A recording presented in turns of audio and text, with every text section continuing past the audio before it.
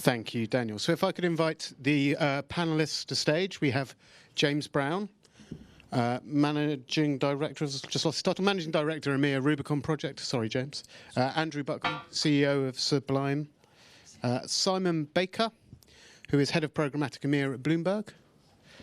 Faye Littlemore, Commercial Director at Outbrain. And Daniel is hopefully already on stage, otherwise something's gone terribly wrong.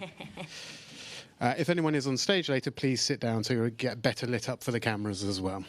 So thanks to Daniel for some really interesting research there. I think if we quickly run down the panel, you do a quick intro of your major areas and focus, and then we'll dive straight into some questions. So Daniel, you can be super brief. Helicopter view. Wow. I head up EMEA at Rubicon Project, so I represent all customers, all revenue, all people in EMEA. So I run Sublime, which is a programmatic high-impact advertising solution.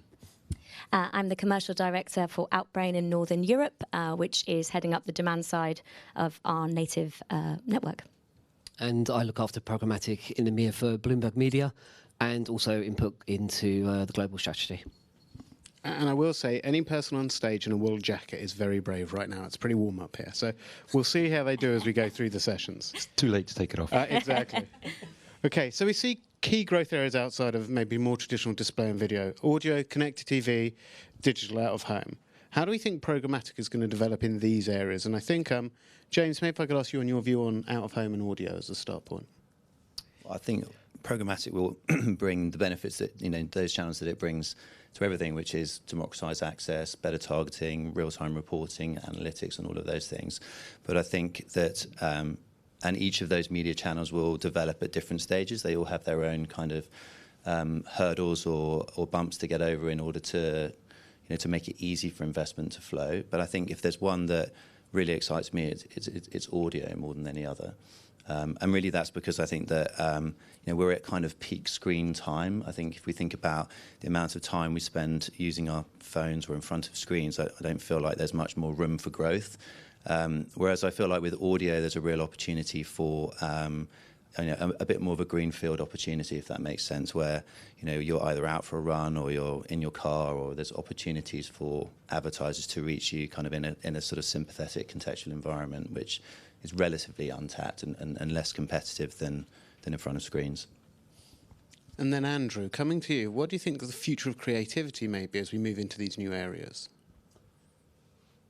Yeah, so it's very much about how can you really look at the context of the user, not only in terms of what kind of content are they reading, but also what their environment is. So, as to James's point, is how can you get creative about where that particular user is that you wouldn't be targeting with advertising now? Are they running? Are they in their car? But then that's on the audio side, but then also on digital out of home and other aspects. How can you be cleverer in the way that you're actually going to interact with the consumer, and how they're going to then remember the message that you're taking along without being able to interact directly maybe with your site or your traditional marketing materials?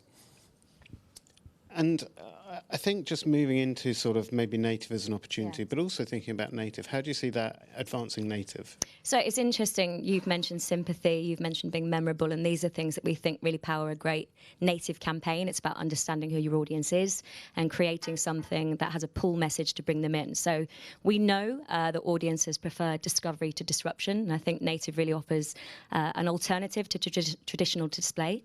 And what programmatic enables is being able to do that in a scalable, efficient way, whilst not losing any of the great data and targeting that you get through a successful native campaign. And then Simon, how from a publisher perspective do you start to feel about these opportunities? Yeah, I think it's interesting because I was listening to Daniel and he touched on this. So when you throw the word digital in front of all of the key areas, I think it throws some confusion from the buy side. So like, who owns these budgets? So for digital audio, where does that sit? Connected TV, where's that sitting? Is that money sitting in the traditional TV teams, or is it sitting in the digital teams? Now, selfishly, I think it should sit in the digital teams because that's when we can develop programmatic targeting opportunities. If you look at connected TV, I know you spoke about audio, James, but connected TV is something that's particularly of interest to us. The scale's not there at the moment from a European perspective. So if you look, massive scale in the US, no scale in Europe. You know, publishers in my world are doing an immense amount of work to kind of get distribution up on Apple TV, on Roku and other platforms. But until the likes of us start producing digital original series, we're not going to get more users, more eyeballs, more inventory. So connected TV is a really area of interest. And that leads really nicely into my next question, almost as if we'd planned it, which we hadn't. Look, so programmatic video is a clear growth driver and a clear challenge. Particularly in the US, it continues to advance at significant scale. But there are some scale challenges in Europe, okay? So with those around, especially this is for brands looking for brand awareness at scale and their usual dependence towards TV as a method, where we are with potentially consumers starting to see some video blindness in terms of the amount of screen time, the amount of pre-roll video they see. Where do we see maybe developments in video format and video opportunities? I think building from your point around connected TV, Simon, and if anyone would like to have a crack at that, they're more than welcome. Yeah. Okay.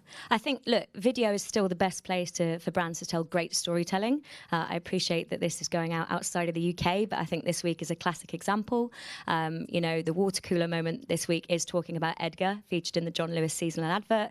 And in this instance, you know, advertising actually becomes the content. It's no longer something that is disrupting our journey. It's something we're actively seeking. And I think there are some brands that have got some great stories to tell. But in the rise of ad blocking, users have said, you know, enough is enough. So knowing that discovery is preferable to disruption, I think that we're going to see a growth in perhaps more native video formats, click to watch, native outstream. I think that they sit in that perfect intersection between this change in user behavior, but also the technological improvements in our industry as well. Oh, Andrew? Yeah, I was just going to say, what we're seeing also is a prevalence of, it's starting to come some kind of overlay formats. So if you start to think a lot more traditional broadcast TV, when you look at sponsorships of TV shows, you'll have either a line or a frame around the start of after an episode break, an advertising break even. And starting to see more of that, more providers who are actually being able to show different ways of showing content without actually interrupting the video than the content the user is trying to see. And then I also think something like connected TV raises a load of interesting challenges, right? And I think particularly early exponents of RTB can be guilty of expecting the world to become RTB-like. I think there's an interesting question about will connected TV or will connected TV opportunities be RTB? Or will they be more programmatic guaranteed and some of those opportunities? What challenges, Daniel, do you maybe see with also changes to targeting that come with connected TV? Now, first of all, we have to see that television has been for decades an unrivaled medium for brand awareness and reach, very, very hard to replicate at that scale and speed in digital. And we often talk about targeting of individual addressability in digital. And we highlight that wastage is a bad thing for TV. But I would go as far and say, hey, there's some, if you think about really long-term brand building, there's some virtue in wastage. If you think about a car brand of building awareness over a long time, building envy, desirability, and so forth. So that power of television will continue. We don't need to over-target everything. And we see that as well if we look at some CPMs of addressable TV solutions. They're incredibly high, and every brand has to think, is it really worth it for me? Now, the opportunity really lies in, for me, thinking about television as more than a brand building medium, of integrating television deeper into the marketing funnel, attracting new brands which previously through very high access barriers, production cost, scale costs and so forth, couldn't afford TV to come into this new kind of total video universe. I think one of the most interesting challenges that we have is who is going to own this opportunity? Is it the broadcasters? Is it smart TV manufacturers who across apps now see what people are consuming? Is it people like who have digital media adapters? Is it an Amazon and so forth? So many different challenges. And the last thing is that, which you already mentioned, is inventory. Is there really enough available in Europe? Right now there isn't. And we have to see, where does this inventory come from? And is it premium inventory? And if this inventory isn't going to come, we need to address also the fraud issue, I think, in connected TV, because there's an oversupply So there's a lot of demand, but there's an undersupply of inventory, and we have to get that balance right to put connected TV, addressable TV, new TV, however you want to call it, conversion TV, onto a path of sustainable growth. Can I add to that? If you assume that that inventory will come, that supply will come, there's so much movement in the OTT space at the moment around, will Netflix go to an ad-funded model? The Disneys and getting their stuff aligned, AT&T's acquisitions. There's so much movement around there that supply will come. And if you assume that programmatic as a transaction methodology, whether it's programmatic guaranteed or PMPs or RTB or whatever it may be, will become the transaction mechanic. It's not creative then that becomes, and that democratizes access. It's then the barrier is then for that kind of long tail of advertisers that access provides, having creative services. And that's always been the big barrier for TV as a whole, isn't it? It's very expensive to produce a TV ad. So I think, to your point, who's going to solve that problem? Because I think that's where Google have been so successful in display, isn't it? That long tail access point. Who's going to do that in TV? And I think that actually also becomes interesting potentially, excuse me, when you look at actually going back to native slightly, but actually the ability for longer tail advertisers to find a way to market and even start to produce some video that could be pushed to those platforms as well on a connected TV opportunity. I don't know if you guys have anything on that. Yeah, no, absolutely. I think, I already mentioned things like click to watch and native outstream. Very, very accessible from a budgeting perspective. I think that particularly with the click to watch format that we launched, there was a real home for long form content. So theatrical trailers, tutorials, even, videos as long as 2 minutes that we're running this week for a watch brand. And I think when you think about creatively how much was spent on that, yes, that watch brand did a great job, but we've also got a very cost effective place for other longer tail advertisers to make great stories and still put it in front of premium audiences across our network as well. Okay, so as we've touched a couple of times on the dreaded fraud word, maybe that's an area we could move to next. And I think I'll open it with a broad question. Anyone is welcome to drive it. We see issues that are hindering investment. Ad fraud has been called, brand safety has been called. What is being done to tackle these? And what are we doing as an industry and then as individual actors within the space? Who would like to go first on that one?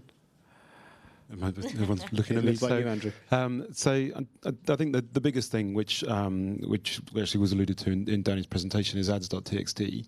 I was actually surprised to see there's only 56% of publishers that have got that on set up because, and I guess it's probably because I'm more in a PMP environment where I work in. It's something that we really push hard on because.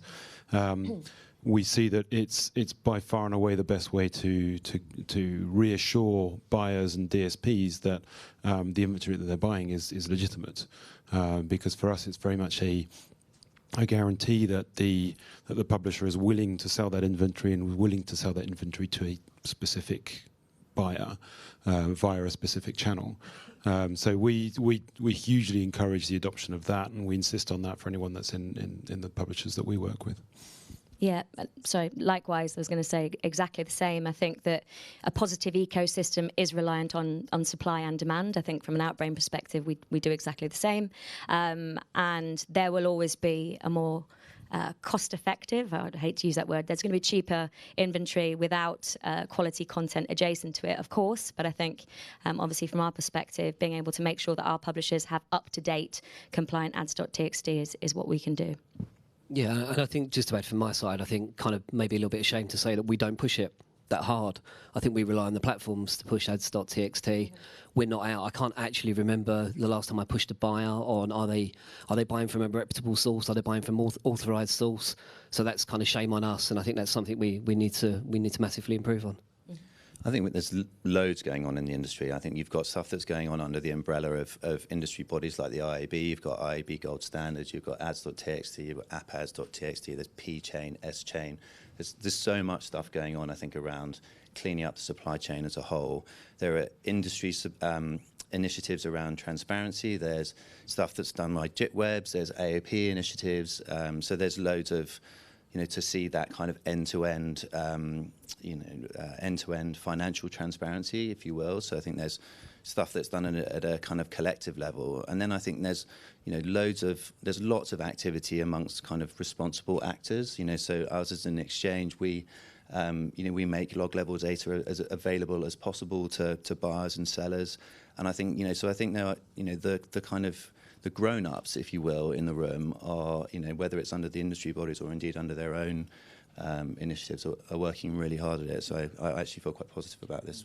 Yeah, I think there is. I think you made a very important point that you talked about the supply chain and also about fraud issues. Yeah. And I don't think we should see combating fraud and understanding, analyzing the supply chain as separate things. But these I think we've seen this kind of balkanization of initiatives, and now it's really time to bring them all together. So I think those who can combine an understanding of the supply chain with what are the actors that are actually involved here, in particular from an advertiser perspective or from a supply perspective, those have the best chance to really tackle this issue at scale. Yeah. I mean, I would also add, if you look at some of the regulatory pressure that exists around the industry, actually, I think everyone does have a responsibility to be validating their own lists.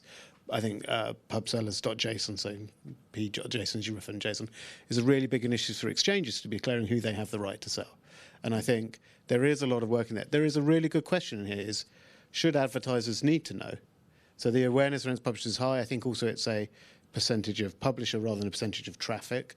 I'm certain from my own crude stats that I would say the majority of traffic we now see is ads.txt enabled.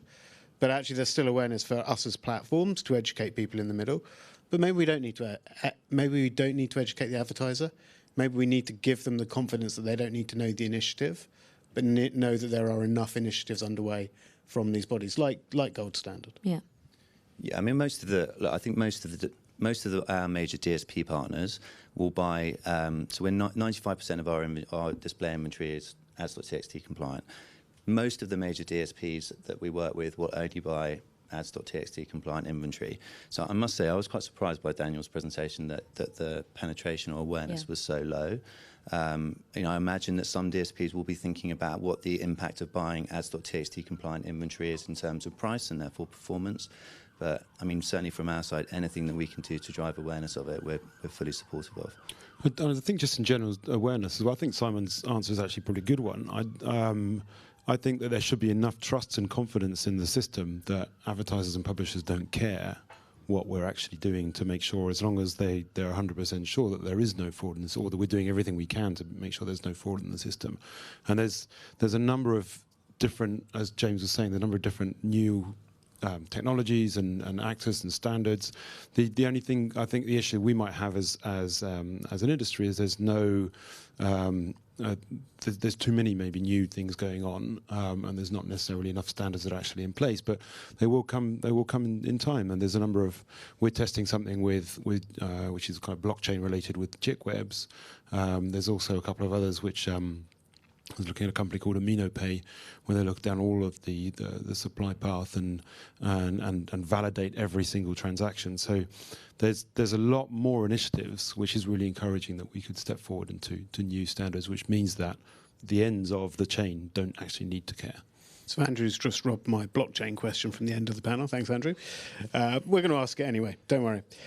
So I think if we move on to some of the other content from Daniel, maybe looking at the growth of in-housing, and I think even you can approach this from where we just left the conversation, right? How do you maintain the necessary level of knowledge that maybe exists in an agency or a platform as you move through in-housing models? And what are the challenges we see with in-housing, and how do they maybe also, as a follow-up, start to impact the way we work between teams, and even the culture of teams we work in? It's a pretty broad question, so we'll go to the first part first, right? What do we see as the challenges and opportunities with in-housing? So I think one of the major challenges with in-housing any discipline is, first of all, it's acknowledging that it's mature enough in its sector, which is great for programmatic. But secondly, it's ensuring that someone doing that role in such a closed environment has still got the opportunity to develop their knowledge around skills and other channels and buyer types. And I think, credit where it's due to agencies when it comes to trading desks is you work across brands quite often, you work across KPIs, you work across channels, and become very agnostic the way that you look at performance data. So I think the main challenge, if you are working in-house for a major brand, is ensuring that you still are able to educate yourself. And I think the key word for a lot of things we've talked about today is being able to educate yourself outside of your own remit to ensure that you don't stunt your own development. So I think that's probably something that is not as attractive to talent looking at in-house opportunities. And it's something that definitely marketers direct need to think about when recruiting young talent as well. I think that's a great call out for all the IABs around Europe and IAB Europe events, actually such as this, genuinely as also that need to keep educated about broader sectors, broader conversations that are going on, make certain we're all keeping ourselves up to date. I wonder, Simon, if for you it throws any new challenges in terms of even who you're trying to sell to, right? Yeah, I just think to kind of add to what you just said, the in-housing isn't always so easy. And I think people are realising that they don't have the skill sets that they need to kind of deliver on the in-housing. So where are they going to come to recruit from? I reckon probably most of us around this panel. So it then kind of comes on to staff retention and how do we keep people happy, culture within an organisation, and what do we do to make them not look elsewhere? To answer your question, yeah, we're seeing a massive uplift on direct programmatic advertising. What I mean by direct is clients directly. So whether it's coming out of Germany, France, the UK, we have probably like 200% more direct programmatic relationships than we did this time last year. Yeah. I think it also gets to a stage when a particular kind of advertising has reached industrialization almost. So back in the dawn of time, I worked in search, and search now is so standardized that it's much easier to in-house because there's not that much variation. About maybe 5 or 6 years ago, I was working for an exchange, and at that time there were almost daily updates to all the different competitors in there. James and I were a competitor at that time, and there was always some new feature or new functionality which the users and the traders had to get to grips with. And I feel that SSPs and exchanges and DSPs are now kind of getting to that stage now where there's less regular updates and less regular new features, where you can actually rely on people to have several months or years of experience in using a platform and be able to hire them into either a publisher or into an advertiser and actually run that themselves. Where an agency really steps up is actually introducing brands to new concepts. So trafficking a IAB standard ad is way different to trafficking a digital out-of-home ad. And you can't really in-house that kind of stuff today, and it's going to have to wait many years, well, months or years before that actually becomes possible. And on top of talent, there's also the cost issue. It might make sense if you want to if you see in-housing as a spectrum, if you're going to fully in-house and not just own your DSP contracts, you need to be an always-on advertiser for this to pay off, because you have constant staff costs. If you have the license agreements with the technologies, you have to pay all that stuff, irrespective of whether you're advertising or not. So these are very, very high fixed costs. I see a lot of the in-housing thing really about reconfiguring the relationship between the advertiser and the agency, and not really taking things away. And where an agency really shines is of course connecting what's being done in programmatic with other media channels, with a broader media plan. I do not see advertisers themselves who have other objectives than just performance, just customer acquisition and so forth, to really think, how does my programmatic strategy fit into my TV, into my radio, into out of home? So the planning component and the kind of orchestration component is going to become much more important for an agency than it was before certain things could be in-housed. I agree. I think you've got to be really clear about what the objective is, because if your objective is simply transparency, then negotiate all of your contracts. Bring those contracts into house and outsource all the kind of heavy lifting to the agency people. And I agree with you. I think as a former agency person, I think the value of having people that work across multiple advertisers, they're not sharing data, but the learning that those people get from working on, a brand advertiser and a performance advertiser in different sectors has a massive positive influence on the work that they do on your specific brand. So, personally, I would go for the hybrid model, would be my view. All I was going to add was it's hugely important, obviously, that we've talked about education about certain different buyer types, different KPIs, but also channels. And I think as a native channel, often being bought by a display team or a team that's trading display, the biggest frustration for us is when people try to buy us like display. And I think I listened to the programmatic native session in the H1 of this day earlier this year, and Clementina, if she's in the room, made it really simple, which is if you're going to measure the success of native, engagement metrics are key.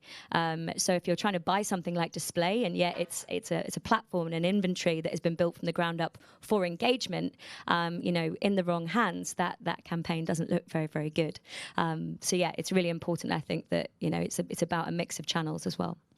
So, because we're a very clever panel, I think actually we covered a lot of points in that. But one of the main things I would take out of that whole discussion is that there isn't one answer. There clearly isn't one answer, and actually is a specific brand by brand, advertiser by advertiser consideration. Be that the cost, the training, the cross activity, how frequently you're on, who you need to engage with, how broad your target audience is. And I think sometimes as an industry, we maybe need to step away from over focusing on the broad category at the top and actually drive into what does it mean for this brand? How can they be helped? How can we sell? I also think a lot of those in-houses are actually hybrid models by default. And I think it's just about how they view themselves as acting in that relationship versus the relationship itself. So we're starting to get a little bit close for time. I'm just going to do a quick time check. Yeah, we're okay. We've got a couple of seconds left, but we're going to move on to 2020 and beyond, and the next 12 months. So we'll start with the negative question. Everyone gets a go. What are the challenges and opportunities facing the industry in the next 12 months? But there is a positive excitement question to follow. Simon, over to you. Love a bit of negativity. Yes. So I'm probably going to do the obvious one. So GDPR going into 2020 is going to be more of a problem. Just to narrow that down, from my perspective or from a publisher perspective, I think there's one thing in particular to keep our eye on. That's this default opt-in versus default opt-out position. I think there's some real implications around which method you're choosing. We know there's some fines coming up. We know the ICO are involved. That's a big area for us to watch. CCPA, which is 1st of January, is going to bring its own challenges. I think keeping an eye on what Google are doing, and TCF 2.0 from a publisher perspective, making sure that we are compliant with what's going on. That's my negative list. All right, so you can't take the whole panel. That's right, we're So I think that would happen. Whoever went first. Go on, Faye, have a go next. What he said, no, I'm kidding. So I think, look, privacy continued. I don't think there's much more to add there. I think that obviously the whole supply chain, as we've already talked about, needs to be part of that ongoing. I know there's another session dedicated to cookie depletion, so I'm not going to go into that in too much detail. I think one of the interesting things that we're going to be doing with data next year is working more closely with marketers who are bringing their first-party data to the table. And I think this will translate very well for us as a native channel. We produce a lot of pull messaging versus push messaging. We encourage our marketers to think about who their audience is, put their own brand agenda to one side, and really think about how they can create messaging that has empathy, that's going to resonate. So I think that the data challenge is going to change, but I think the opportunities for data-driven insights and creative is really interesting. Andrew. Not a lot left, is there? Oh, there's plenty left, man. There's plenty left. It's not going to be such a... Daniel's the one who's got to worry about what's exactly, left. yes. That's right. I'll leave Brexit for Daniel. So I think really just actually touching on both of those, the general confusion in the early part of next year over what are we going to do about the cookie, I think is the main challenge that we've got next year. So, and it's interesting to see different actors who are taking different steps in that direction, and I'd love to see an evolution towards much more quality-based storytelling that isn't necessarily dependent on exactly which model of BMW a particular user saw, but really about the context that they're in, the device that they're using, their stage in a story, and their interaction with a brand, and the actual way of being able to share that information just without one pixel on a computer. So there's both a challenge and an opportunity, I think, going forward. But I think it's to start with a much more contextual-based advertising going into long-based storytelling.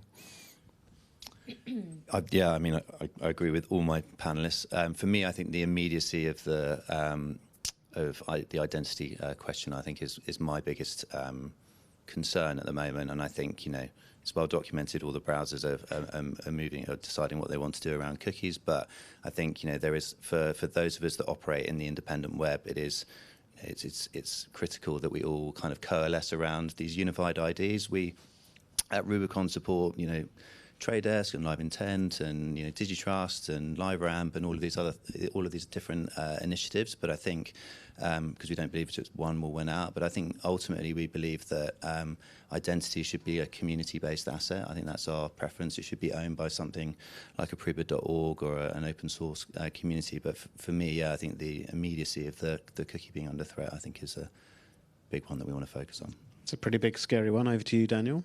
Yeah, of course. There is the Brexit one, but I think nowhere in Europe do you have such a diverse talent base as in London. So I think that will for the time being, going to mitigate the Brexit effects. I think one thing that I'm skeptical about is actually that blockchain is going to swoop in like a phoenix or some kind of savior and solve all these transparency, all the fraud, all the supply chain issues. We have a tendency to think about technology as a kind of magic wand that fixes things. And I don't think blockchain does that. We need to move to more towards solution-centric things or problem-centric approaches and not technology-centric approaches. And I think overall, whereas all these challenges are actually right, I think the fundamental challenge of the industry is that we're very hype-driven. And as soon as the half-life of a topic on a panel has expired, the hard work on it needs to continue. And we have the tendency to, when we don't talk about things anymore, not to work on those things anymore, so that many solutions remain half-baked. And we have to find a way of doing the hard and unsexy work of implementation without it creating some kind of buzz or external appreciation. I think that's the thing that we all have to do together. Yeah, I think that's super interesting. I think blockchain may well have a role, but I think James spoke to, and I think it's true for most people. Most people have moved a long way on transparency already. So you're going to get to what blockchain would deliver almost by default without a blockchain solution in place. Whether that needs to be used to architect it still may be the case in some use cases.